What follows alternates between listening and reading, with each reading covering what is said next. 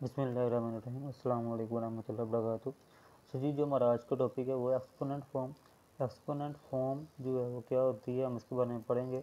और ये काफ़ी ज़्यादा इंपॉर्टेंट टॉपिक है क्योंकि आपको ये बड़े सवालों में इस्तेमाल होना है। क्या अलजबरे में मेजोरिटी हम इसको यूज़ करते होते हैं। पहले यहाँ पे लफ्ज़ आ रहा है एक्सपोनेंट। एक्सपोनेंट कहते हैं पावर को, ताकत को, यानी कि पावर आ जाए या मैथ के अंदर ऐसी चीज़ के ऊपर कोई पावर आ जाए तो वो होता है एक्सपोनेंट होता है। फॉर्म यानी कि शक्ल, तो एक्सपोनेंट फॉर्म यानी कि पावर वाली शक्ल। तो इसकी डिफ़ाइन जो है ये वैसे सिर्फ समझ लें, याद करने की ज़रूरत नहीं है। Any number which can be written with power, ऐसा नंबर जिसके जो पावर के साथ लिखा जाए या जिसके ऊपर पावर आ जाए उसको बोलते हैं एक्सपोनेंट फॉर्म।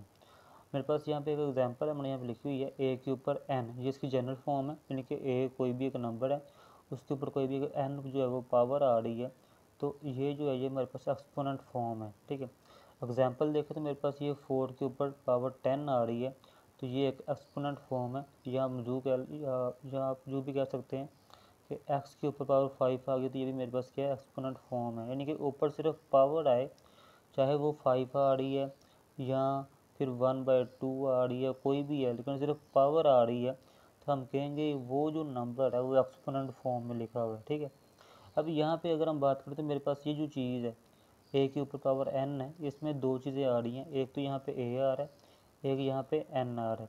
अब ए जो है वो नीचे नंबर है, ए वो नंबर है जिसकी पावर है, तो हम कहेंगे ये जो ए है ना ये बेस है। और जो एन है वो एक्सपोनेंट है, इनकी वो पावर थी, तो पावर को एक्सपोनेंट कहते हैं। ये इनके नाम है। तो मैं दोबारा रिपीट कर दूं कि जो आपका ए है, क्योंकि उसकी पावर है, जिस नंबर की पावर हो तो उस नंबर को हम लोग जो है वो बेस कहते हैं, और जो पावर है उसको हम एक्सपोनेंट कहते हैं। ये इनके नाम है, ये अपने याद रखने हैं। अक्सर आपको ये एमसीक्यू में पूछता है कि बताएं मेरे पास ये एक नंबर है 4 की पावर 10, इसमें एक्सपोनेंट क्या है। तो इससे अगर हम एक्सपोनेंट की बात करें तो एक्सपोनेंट इसका 10 है, और इसकी बेस की बात करें तो बेस मेरे पास क्या है, इसकी 4 है। सेम ऐसे ही अगर एक्स की पावर 5 है तो इसमें जो 5 है वो हमारे पास इसका एक्सपोनेंट है, और जो एक्स है वो हमारे पास क्या है, इसकी बेस है। वाई के ऊपर पावर 1/2 आ रही है, तो ये जो वाई है ये हमारे पास बेस है, 1/2 जो है वो उसकी क्या पावर है। ठीक है, ये आपको अक्सर एज एमसीक्यू आते होते हैं, ज़रा ध्यान से इसको कीजिएगा। फिर आते हैं इसके लाज के ऊपर। मैं बता दूं इसके लाज काफ़ी इंपॉर्टेंट है क्योंकि मेजोरिटी हम उसको यूज़ करते होते हैं, और अक्सर आपने इनको यूज़ करना होता है अलजबड़े के अंदर, तो ज़रा ध्यान से समझिएगा। पहला ला हमारे पास है कि अगर मेरे पास दो नंबर हैं जिनकी बेस सेम हो और दोनों आपस में मल्टीप्लाई हो रहे हो, तो फिर क्या होता है कि वो जो बेस है वो वैसे रहेगी, सिर्फ जो पावर्स हैं वो आपस में ऐड होंगी या माइनस होंगी। ये आपके सवाल पर डिपेंड करता है। ठीक है, अब इसकी एग्जांपल देख लें। मेरे पास यहाँ पे एग्जांपल है 5 की पावर 7 मल्टीप्लाई 5 की पावर 2। अब देखिए इसमें जो बेस है इसके अंदर वो भी 5 आ रही है, इधर भी 5 बेस है, सिर्फ बेस सेम है, जो एक्सपोनेंट है वो चेंज है। तो दरमियान में मल्टीप्लाई का साइन है, जब दरमियान में मल्टीप्लाई का साइन हो फिर पावर क्या होती हैं, ऐड होती है। तो 7+2 हमारे पास आंसर क्या आ जाएगा, 5 की पावर 9 इसका आंसर आ जाएगा। अगर यही सवाल आपका होता है 5 की पावर 7 प्लस 5 की पावर 2, तो फिर ये इनकी जो पावर है वो आपस में, क्योंकि मल्टीप्लाई था पावर ऐड हुई थी, अगर दरमियान में प्लस का साइन हो या माइनस का साइन हो फिर इनकी पावर ऐड नहीं होती। फिर दूसरा मेथड होता है, वो इंशाल्लाह हम देखेंगे। फिलहाल अभी हम देखेंगे एक्सपोनेंट के जो लॉज हैं वो कौन से हैं। जब पावर में दरमियान में प्लस का या माइनस का साइन आ जाए फिर आपने इनकी पावर्स को ऐड नहीं करना होता, बल्कि ये आपका वैसे ही लिखा जाएगा और यही आपका आंसर होता है। ठीक है, अब इसके अलावा मैंने को बताया था कि माइनस भी होते हैं। मेरे पास फर्ज करने एक नंबर है 3 की पावर 2 है, और मल्टीप्लाई 3 की पावर -2 है। अब देखें जब एक पावर जो है वो प्लस की हो, दूसरी माइनस की हो, दोनों की बेस सेम हो, दरमियान में मल्टीप्लाई का साइन हो, तो फिर पावर क्या होती है, माइनस हो जाएंगी। यानी कि ये 3 ऐसे ही आ गया। ये जो पहली पावर थी ये 2, अब 2 का यहाँ पे कोई भी साइन नहीं है तो प्लस होता है। ये जो 2 है इसका पावर कोई भी साइन नहीं है तो माइनस आ गया, तो यहाँ पे क्या आ जाएगा 2 - 2, तो ये 3 की पावर 0 आ जाएगा। ठीक है, और किसी भी नंबर की पावर 0 हो तो वो हमारे पास क्या होता है, 1 होता है। ये आपने याद रखना है। ठीक है, ये था हमारे पास पहला ला कि दो नंबर जिनकी बेस सेम हो पावर डिफरेंट हो दरमियान में मल्टीप्लाई का साइन हो तो पावर क्या होती है, ऐड होती हैं, बेस सेम वैसे की वैसे आ जाएगी। दूसरा ला है कि अगर एक नंबर के ऊपर पावर है और फिर उसके ऊपर फिर पावर आ रही है, जो पावर है वो आपस में क्या हो जाएंगी, मल्टीप्लाई हो जाएंगी, यानी कि ए एम एन ये ऐसे हो जाएगा। एग्जाम्पल देख लें, मेरे पास एक लिखा हुआ मैंने 5 की पावर 2, इसके ऊपर पावर फिर मैंने 5 लिख दी, तो अब क्या होगा, पावर के ऊपर पावर आ रही, जो पावर के ऊपर पावर हो तो वो क्या होती है, मल्टीप्लाई।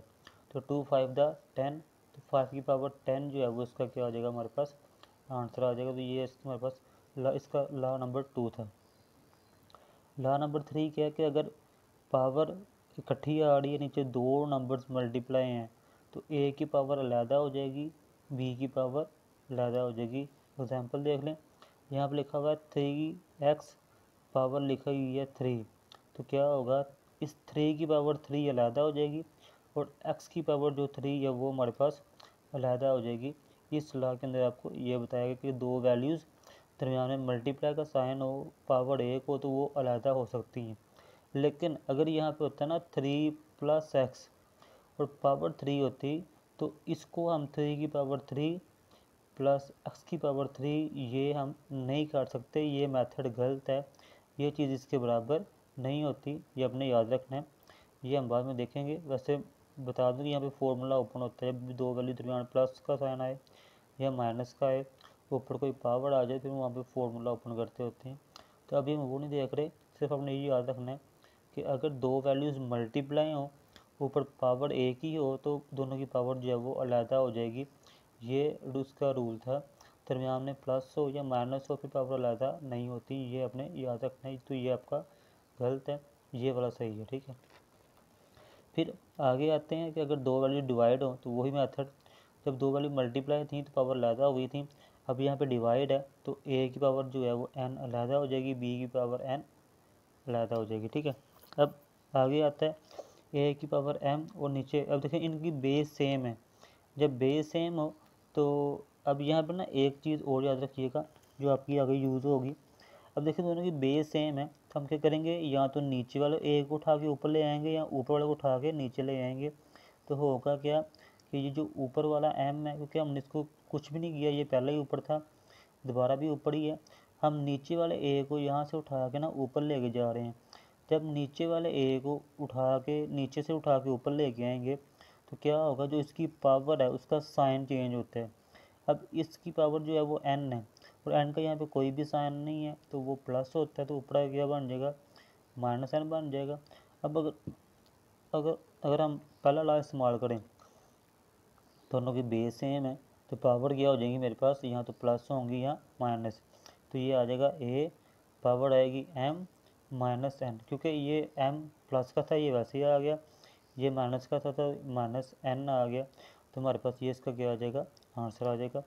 इसकी एग्जांपल देख लें, मेरे पास एक सवाल है 3 की पावर 5 और नीचे 3 की पावर 2 है, तो इसको हल करना है, तो क्या करेंगे, ये जो 3 की पावर 5 है ये वैसे रहेगा, जो नीचे वाला 3 की पावर 2 है तो ये ऊपर आके क्या बन जाएगा, माइनस का। अब इन दोनों की बेस सेम है, तो पावर क्या होगी, या तो प्लस होगी या माइनस। अब जब हमें माइनस था तो माइनस कर दिया, तो 5 में से 2 निकालेंगे, हमारे पास 3 की पावर 3 जो है वो उसका क्या आ जाएगा, आंसर आ जाएगा, ठीक हो गया। तो ये इसके पहले 5 लॉ थे जो कि काफ़ी ज़्यादा इंपॉर्टेंट थे, आपने इनको याद भी रखना है, ये आपके यूज़ भी होंगे, चाहे आप 9th क्लास के बच्चे हैं 10th के हैं, तो ये अपने बड़े ध्यान से याद करना है। फिर एक लास्ट वाला है, मेरे पास कोई भी नंबर उसकी पावर 0 आ जाए, तो मैंने आपको बताया भी था ऊपर, दोबारा बता रहा हूँ कि कोई भी नंबर उसकी पावर 0 हो तो वो हमेशा 1 होता है, ये अपने याद रखना है, ये आपको ऐसा MCQ पूछ सकता है, लेकिन मेजोरिटी कह लें कि आपको ये अपने ध्यान में रखना चाहिए कि किसी भी नंबर की पावर 0 हो तो वो हमारे पास 1 होता है, ठीक हो गया। तो ये था हमारा एक्सपोनेंट वाला टॉपिक, एक्सपोनेंट क्या होते हैं, उसके क्या लॉज हैं, उसके अंदर बेस क्या होती है और एक्सपोनेंट क्या होता है, ये आपको उनका पता होना चाहिए, ठीक हो गया। तो जी बेस्ट ऑफ लक एंड अल्लाह हाफिज़।